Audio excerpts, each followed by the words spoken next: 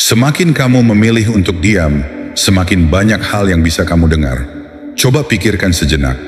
Saat kamu tidak berbicara, mereka mulai mendengar. Bukan suaramu atau kata-katamu, tetapi pikiran, keraguan, dan ketakutan mereka sendiri. Diam itu bukan hanya sekadar tidak ada suara, teman-temanku. Diam itu seperti cermin yang mereka enggan lihat. Itu adalah pertanyaan yang terus bergema dalam pikiran mereka bahkan setelah kamu pergi. Hari ini, aku ingin berbagi denganmu bagaimana keheninganmu bisa berlanjut selama berhari-hari dan berminggu-minggu. Tidak hanya membuat mereka merindukanmu, tetapi juga membantu mereka mengatur ulang pikiran mereka. Kamu tidak hanya menghilang, kamu memicu reaksi emosional yang tak terhindarkan dalam diri mereka. Tapi sebelum kita membahas lebih lanjut, jangan lupa untuk menekan tombol suka dan berlangganan, agar kamu tidak ketinggalan pembahasan mendalam tentang psikologi manusia, stoicisme, dan cara mengambil kembali kekuatanmu tanpa perlu bersikap dramatis. Kita sedang membangun kekuatan di sini, mental, emosional, dan spiritual. Jika itu yang kamu inginkan, tetaplah bersamaku. Baiklah, bayangkan gambar ini. Sebuah menara lonceng tua yang berdiri diam di alun-alun kota yang terlupakan. Tidak ada yang memperhatikannya saat semuanya berisik. Orang-orang berjalan sambil terjebak dalam dunia mereka sendiri. Tapi saat kota menjadi sunyi, lonceng itu, bahkan hanya karena angin sepoi-sepoi, menjadi suara paling keras sejauh bermil-mil. Itulah yang dilakukan keheninganmu bagi mereka. Saat kamu ada di sana, selalu mengirim pesan, selalu tersedia. Mereka tidak menyadari bahwa kamu adalah kebisingan latar belakang. Tapi saat kamu menghilang, setiap pengingat kecil tentangmu menjadi gema yang sangat mengganggu dalam pikiran mereka. Tunjukkan pada dunia, katakan dengan tegas, akulah keheningan. Dan jika kamu siap untuk belajar bagaimana membiarkan keheningan itu bekerja untukmu, tetaplah di sini teman-teman. Jangan lupa untuk berlangganan dan mari kita selami ini bersama-sama. Hari pertama, ilusi kendali. Mereka berpikir bahwa mereka telah memahami kamu. Kamu baru menyadari nilai sinar matahari ketika kegelapan datang. Biarkan itu meresap, karena pada hari pertama, saat kamu terdiam, mereka tidak merasakan kegelapan itu, tetapi mereka masih merasakan kehangatan kehadiranmu. Meskipun kamu sudah pergi, mereka percaya bahwa mereka telah memahami kamu, bahwa kamu akan kembali cepat atau lambat, seperti jarum jam. Bahwa keheningan ini hanya sementara, ini adalah permainan kecil yang kamu mainkan. Tapi orang-orang ini bukan permainan. Ini adalah langkah pertama dalam membalikan seluruh naskah yang telah mereka tulis tentangmu. Bayangkan lilin menyala di siang bolong. Tidak ada yang memperhatikan cahayanya karena matahari lebih cerah. Itu kamu, selalu ada, selalu tersedia. Cahaya kamu tersembunyi di balik kebisingan dunia mereka. Tapi saat matahari terbenam, saat kamu menghilang, lilin yang sama menjadi satu-satunya sumber cahaya.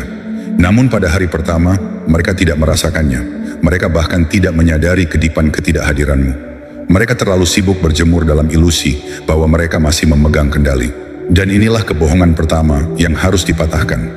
Mereka percaya diam berarti ketidakpedulian. Bahwa jika kamu diam, kamu bermain jual mahal atau terlalu lemah untuk menjaga jarak. Itu yang ego mereka katakan. Itu yang membuat mereka nyaman. Tapi kenyamanan adalah hal yang berbahaya, teman-temanku.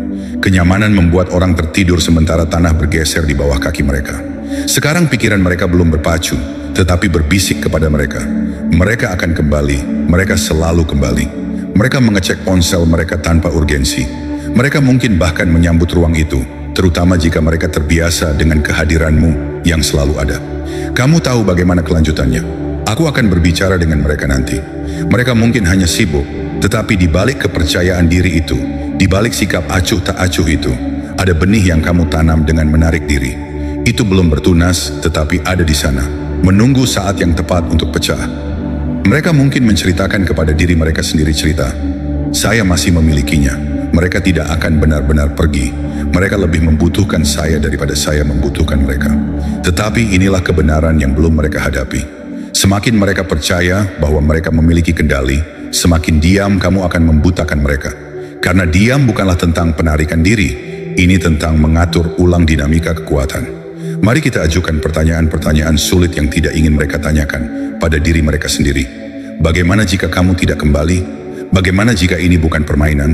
Bagaimana jika kamu benar-benar melangkah mundur untuk melindungi kedamaianmu, energimu, harga dirimu? Tetapi pada hari pertama, ego mereka tidak akan membiarkan pertanyaan-pertanyaan itu muncul. Mereka berpikir mereka telah melihat film ini sebelumnya. Mereka berpikir mereka tahu bagaimana itu berakhir. Tapi izinkan aku memberitahu kamu, teman-teman, bukankah itu hanya film?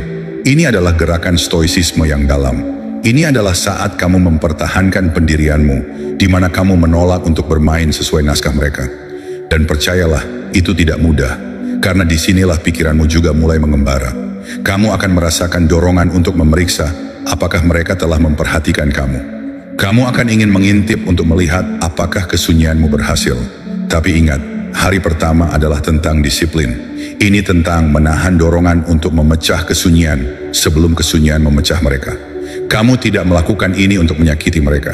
Kamu melakukan ini untuk mengungkap kebenaran, untuk melihat siapa mereka sebenarnya ketika kebisingan memudar, untuk melihat apakah mereka menghargai kamu atau hanya perhatian yang kamu berikan. Dan itu membutuhkan keberanian, itu membutuhkan kekuatan emosional. Kebanyakan orang tidak pernah berkembang, tetapi kamu bukan kebanyakan orang. Kamu adalah kamu. Hari pertama ini adalah tentang mengatur nada.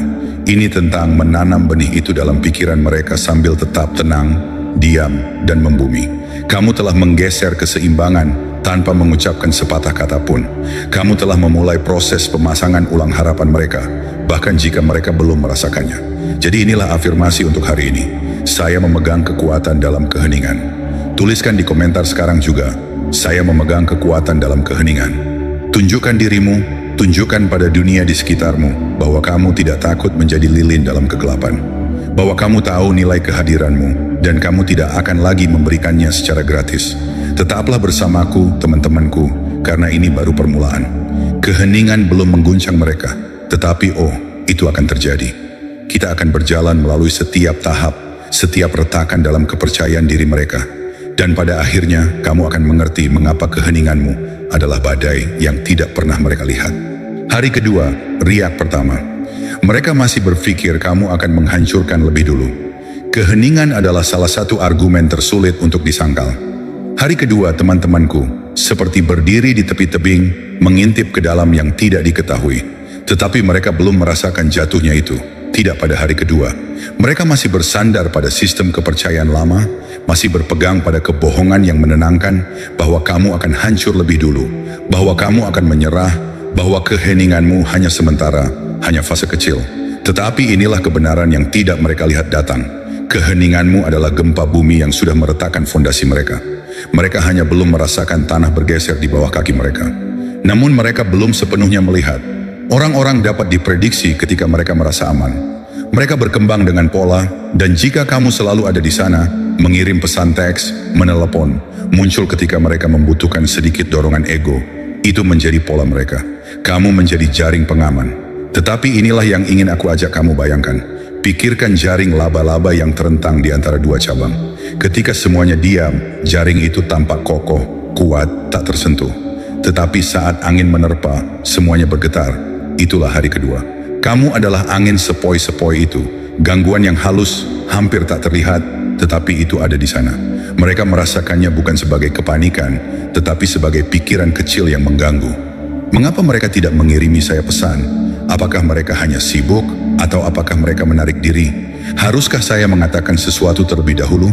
Tidak, mereka akan segera mengirimi saya pesan.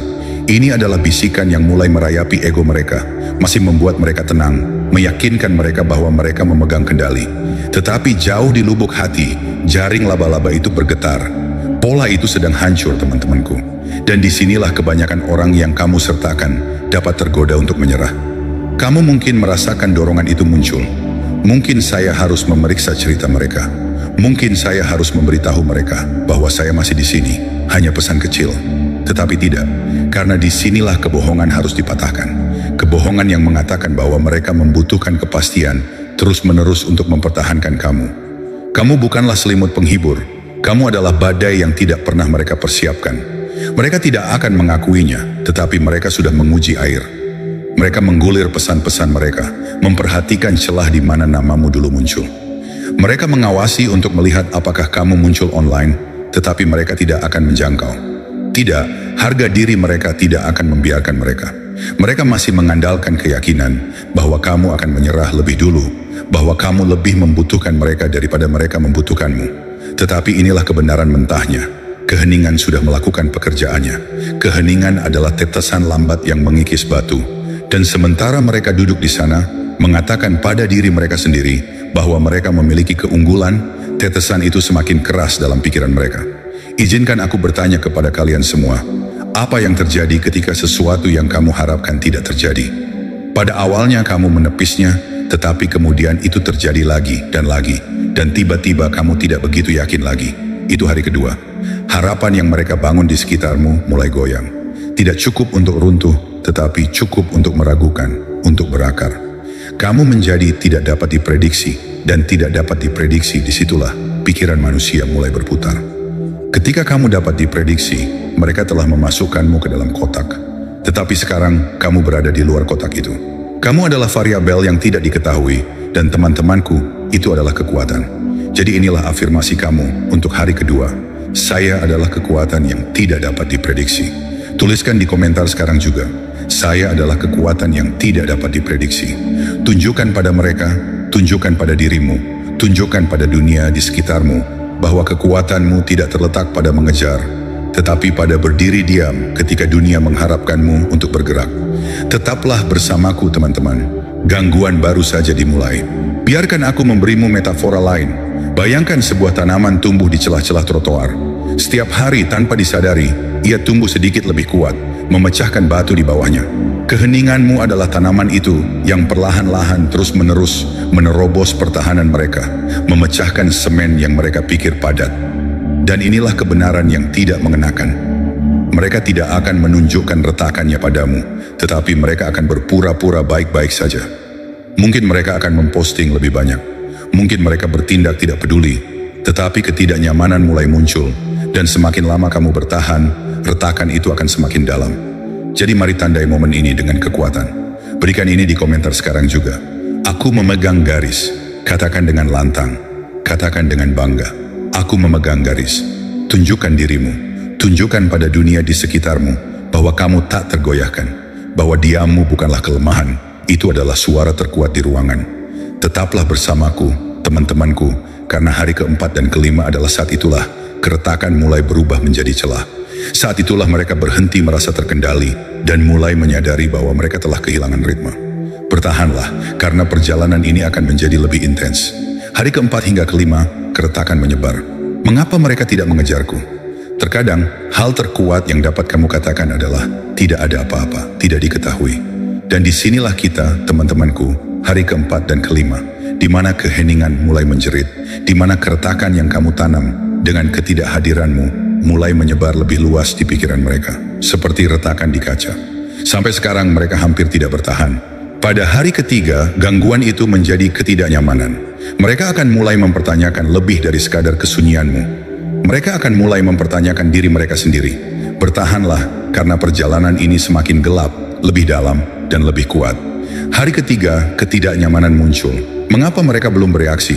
Pertarungan terbesar terjadi di dalam ruang-ruang sunyi jiwa kamu sendiri. Selamat datang di hari ketiga, teman-temanku.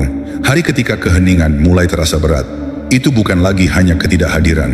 Itu menjadi kehadiran itu sendiri. Kehadiran yang tidak dapat mereka jelaskan, tidak dapat diabaikan, dan tentu saja tidak dapat dikendalikan. Sampai sekarang, mereka merasa nyaman, yakin mereka telah mematok kamu. Yakin bahwa kesunyianmu hanya sementara, hanya fase kecil, pemberontakan kecil. Mungkin kamu sedang sibuk, mungkin kamu sedang menunggu mereka untuk membuat langkah pertama. Tetapi hari ini, cerita itu mulai terurai. Pikirkanlah seperti ini. Bayangkan sebuah ruangan yang dipenuhi dengan jam yang berdetak, semuanya sinkron, sempurna, semua berdetak dengan mantap. Itulah ritme yang biasa mereka lakukan denganmu. Dapat diprediksi, menenangkan, stabil. Tetapi tiba-tiba 1 jam berhenti berdetak, hanya 1. Dan itu mengganggu seluruh ritme. Kamu adalah jam yang berhenti, dan sekarang mereka merasakan ruang itu. Itu belum panik, tetapi itu ketidaknyamanan. Itu adalah perasaan bahwa ada sesuatu yang tidak beres, dan itu di benak mereka. Disinilah pertempuran mental pertama yang sebenarnya dimulai bagi mereka. Mereka mulai mengajukan pertanyaan yang tidak ingin mereka tanyakan. Mereka mulai mendengar bisikan yang lebih baik mereka abaikan. Mengapa mereka tidak mengatakan apa-apa? Apakah mereka benar-benar menjauh? Apakah mereka bersama orang lain? Tetapi ego mereka masuk seperti pengawal yang mencoba melindungi mereka. Tidak, mereka akan segera mengulurkan tangan. Saya masih memiliki ini. Tetapi inilah kebohongan yang akan menghancurkan. Kebohongan bahwa kesunyian mereka memegang kekuatan. Tidak, karena kamu membalik naskah.